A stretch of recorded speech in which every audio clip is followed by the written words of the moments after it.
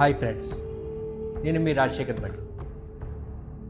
అందరి నోట సనాతన ధర్మం, సనాతన పరిరక్షణ అని చర్చ జరుగుతుంది. అసలు ఏమిటి సనాతన ధర్మం, ఎందుకు ఇంత రచ్చ జరుగుతుంది అనే విషయాన్ని ఇప్పుడు మనం చూద్దాం. ఈ వీడియోని స్కిప్ చేయకుండా చివరి వరకు చూడండి. అసలు సనాతన ధర్మం అంటే ఏమిటి? అసలు సనాతనం అంటే నాశనం లేనిది, శాశ్వతమైనది అని అర్థం. ధర్మం అంటే సరైన జీవన విధానం, మనిషి మనుగడకు కావలసిన జీవన విధానం అని కంప్లీట్గా అర్థం వస్తుంది. సనాతన ధర్మం ఎలా వచ్చింది, దాని పుట్టుపూర్వోత్తరాలు ఏమిటి? మనిషి సంచార జీవనం నుండి సంఘ జీవితాన్ని ప్రారంభించినప్పుడు జీవన విధానంలో చాలా మార్పులు జరిగాయి. మన దేశం కొన్ని వేల సంవత్సరాలకు పూర్వం, అంటే వేదాలకు పుట్టభూమి, విభిన్న జాతులతో వర్ధిల్లుతూ ఉండేది. ఒక్కొక్క జాతి వారికి లభ్యమైన ఆహారము, పరిసరాలు, అలవాట్ల ప్రకారం ఒక్కొక్క పద్ధతిని పాటించేవి. ముఖ్యంగా అందరూ ప్రకృతిని ఆరాధించేవారు. ప్రకృతి ఆరాధనలో పూజారులు, మంత్రాలు ఉండేవి కావు. ఏ చెట్టునో పుట్టనో పూజించేవారు.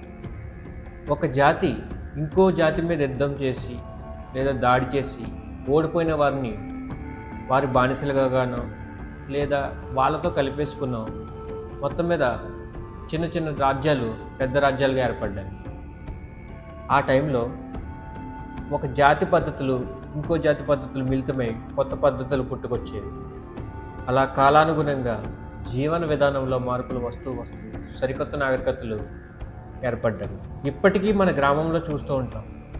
జాతరలు, గ్రామ దేవతలు, బలులు, ఇవన్నీ ఏ వేదాల్లోనూ కనిపించవు. కానీ ఇవి మన పూర్వీకులు, తాత ముత్తాతల నుండి వారసత్వంగా సంక్రమించినవి. తెలంగాణలో బతుకమ్మ ఆంధ్రలో కనిపించింది.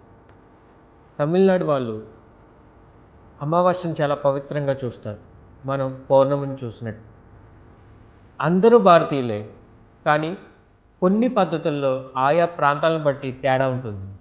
ఒక్కొక్క చుక్క కలిపితే అందమైన ముగ్గు ఎలా ఏర్పడుతుందో, ఒక్కొక్క ప్రాంతం జీవన విధానాన్ని ఒక్కొక్క చుక్కగా పరిగణిస్తే అలా అన్ని చుక్కల్ని కలిపితే ఏర్పడిన అందమైన ముగ్గే సనాతన ధర్మం.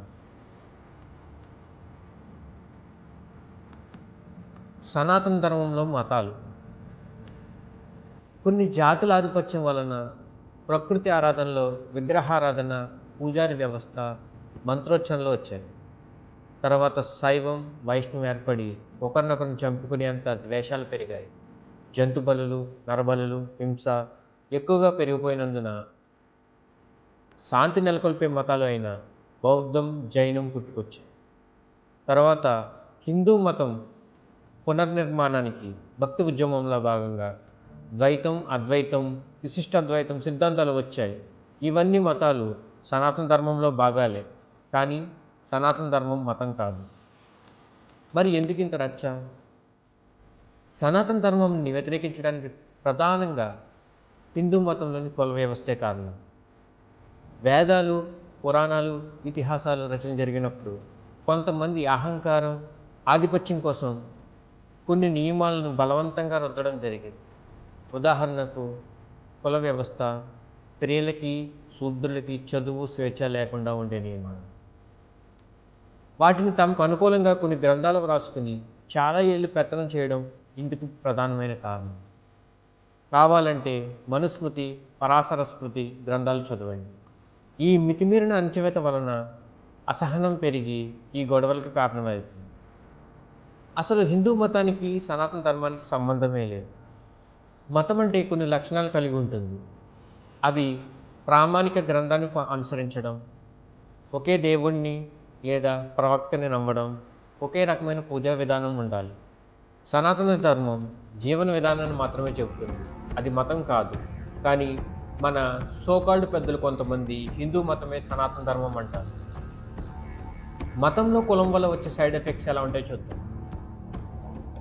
మన హిందూ మతంలో కుల వ్యవస్థ, బలవంతపు నియమాలు మన మీద ఎంతలా ప్రభావితం చూపిస్తున్నాయంటే మనకు తెలియకుండానే ఆ భావజాలానికి బానిసం అయిపోయాం. ఎలా అంటే, ఎవరైనా మనకు కొత్తగా పరిచయమైన వ్యక్తి మంచివాడ చెడ్డవాడ అని ఆలోచించకుండానే మన మెదడులో వీడు ఏ కులమా అని ఒక పురుగు తొలుస్తూ ఉంటుంది. ఇది సాధారణంగా అందరూ అనుభవించే ఉంటారు. రెంట్ కావాలి. ఈ మా కులపోడివేనా? మ్హూ. వెళ్ళిపో వెళ్ళిపో. ఈ భావజాలం అంతటితో ఆగిపోలేదు. మనం తినే తిండి మీద కూడా కనబడుతుంది. బేసిక్గా మనం చాలామంది మాంసాహారమే తింటాం, కానీ మనం మన తిండిని మనమే నీచం నీచు అని అంటూ ఉంటాం తెలియకుండా. ఈరోజు గురువారం దీక్ష చేస్తున్నా నీచు తిననని మనమే అంటాం. వ్యక్తుల పట్ల కూడా అనుచితంగా ప్రవర్తిస్తాం. మన ఇంట్లో పనిచేసే వాళ్ళు లేదా తక్కువ కులాల వాళ్ళు మంచిగా బట్టలు వేసుకున్నా కూడా మనలో చాలామందికి ఒక రకమైన ఫీలింగ్ వస్తుంది, తట్టుకోలేరు కూడా. దేశం అభివృద్ధి చెందకపోవడానికి, కొత్త ఆవిష్కరణ లేకపోవడానికి కారణం కూడా కులమే. ఏమన్నంటే ఎప్పుడో అభివృద్ధి చెందాం, శాస్త్ర సాంకేతికంగా మా వేదాల్లో అన్నీ ఉన్నాయని చెప్పుకుంటూ ఉంటాం, కానీ ఆ విజ్ఞానం అంతా ఎలా ఆవిరైపోయిందో తెలుసా? ఈ కుల పద్ధతుల వల్ల. ఉదాహరణకు ఒక కుమ్మరి లేదా ఒక యాదవ పిల్లవాడికి వేద శాస్త్రాలు చదవాలని ఉంటుంది, కానీ వాడికి ఆ అర్హత లేదు.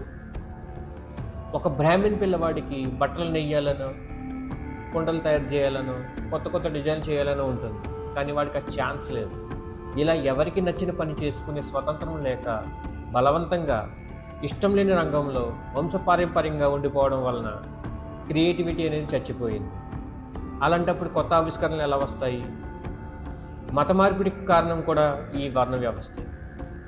మత మార్పిడిలు జరిగిపోతున్నాయి అని గగ్గోలు పెడుతూ చౌకసిన మేకలు అరుస్తుంటాం. అరే, ఎందుకు జరుగుతున్నాయని శాంతంగా ఆలోచించామా? నువ్వు గౌరవం, వాడు గౌరవంగా చూసే చోటుకు పోతే మాత్రం నీకు కోపం. ముందు ఈ కుల వ్యవస్థను తీసివేయాలి. పవన్ కళ్యాణ్ గారు సనాతన ధర్మ రక్షకుడిగాని ప్రకటించారు.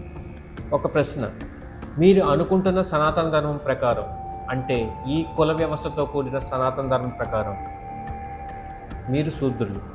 ఆ లెక్కన మీరు మీ పైవర్ణాలైన బ్రాహ్మణ క్షత్రియ వైశ్యులకు కాపు కాయాలి, అంటే పాలేరులా పనిచేయాలి, కానీ పరిపాలన చేయకూడదు, చదువుకోకూడదు.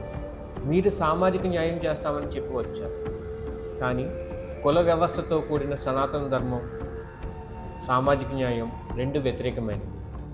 లేదు, సనాతన ధర్మమే ముఖ్యం అనుకుంటే సంస్కరణలతో కూడిన సనాతన ధర్మం కావాలని డిమాండ్ చేయండి. అంటే వర్ణ వ్యవస్థను సమర్థించే మతాలు, ఆచారాలు, గ్రంథాలు తీసివేయాలి. మొత్తం కుల వ్యవస్థనే తీసివేయాలి. సనాతన ధర్మం కుల వ్యవస్థతోటే కలిసి ఉండాలి అనుకుంటే మాత్రం ఈ విధమైన గొడవలు ఎప్పుడూ జరుగుతూనే ఉంటాయి. చివరిగా, భారతదేశం సెక్యులర్ దేశం అంటే ఈ మధ్యన చాలామంది కోపం కట్టలు తెంచుకుని వస్తుంది. మన దేశంలో వేరే మతం వాడు మసీదునో చర్చినో కట్టుకుంటే నచ్చట్లేదు వాళ్ళు, కానీ మన దేశం నుండి అమెరికా, కెనడా వెళ్ళి అక్కడ గుళ్ళు గోపురాలు కట్టుకుంటున్నారు. అంటే దానికి అసలు కారణం ఆ దేశాలు కూడా సెక్యులర్ దేశాలు, అది మర్చిపోవద్దు. రాజకీయ నాయకులకు కావాల్సింది అధికారం, దానికోసం వాళ్ళు ఎంతకైనా తెగిస్తారు, కానీ వాళ్ళ పిల్లలను, బంధువులను దూరంగా ఉంచి నిన్ను నన్ను రెచ్చగొట్టి శౌచం చూస్తుంటారు. హిందువులం ఇక్కడ మెజారిటీగా ఉన్నాం కాబట్టి ఏం చేసినా చెల్లుతుంది అని మైనారిటీ మతాల వారిపై విద్వేషపూరిత ఉపన్యాసాలు ఇస్తుంటే వాటి ప్రభావం పక్క దేశాల్లో మైనారిటీగా ఉన్న హిందువుల మీద పడుతుంది అని తెలుసుకోండి. ముందు ప్రతి మతంలో తప్పులు ఉంటాయి, వాటి అన్నింటినీ కాలానికి తగ్గట్టు సంస్కరించుకుంటూ, పరమతాన్ని గౌరవించుకుంటూ, సాటి మనుషుల పట్ల ప్రేమానురాగాలు నింపుకొని, ప్రకృతిని కాపాడుకుంటూ భవిష్యత్ తరాలకు మంచి విజ్ఞానాన్ని అందించు. సర్వే జన సుఖినో భవంతు.